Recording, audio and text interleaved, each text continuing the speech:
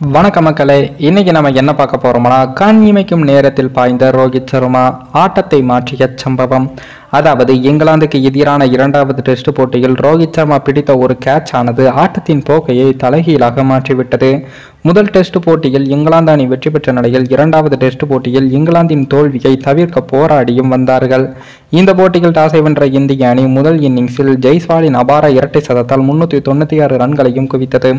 இதனையடுத்து களமிறங்கிய இங்கிலாந்து அணியோ முதல் இன்னிங்ஸில் 253 ரன்களுக்கு ஆட்டம் இழந்தது.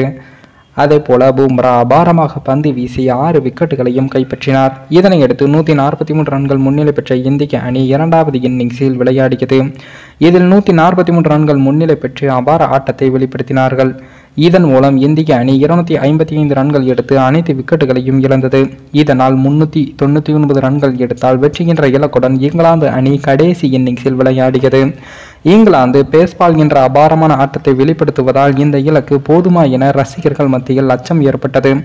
இந்த நிலையில்தான் இங்கிலாந்து அணி 132 ரன்கள் என்ற விக்கெட்டுகளை இழந்து விளையாடி வந்தது.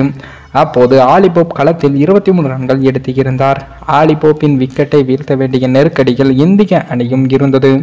ஏனென்றால் அவர்தான் முதல் டெஸ்டில் அபாரமாக விளையாடி இந்தியாவின் தோல்விக்கு காரணமாகவும் இருந்தார். அப்போதுதான் ரோஹித் சர்மாவின் ஒரு அபாரமான கேட்ச் ஆட்டத்தின் போக்கையை மாற்றியது. அஸ்வின் வீசிய பந்தை ஆலிபோப் அடித்து ஆட முற்பட்டார். அப்போது பந்து ஸ்லீப் நோக்கி பறந்தது. அப்போது ஸ்லீப்பில் நின்று கொண்டிருந்த நம்ம ரோஹித் சர்மா அவர்கள் அபாரமாக பாய்ந்து அந்த கேட்சை பிடித்தார்.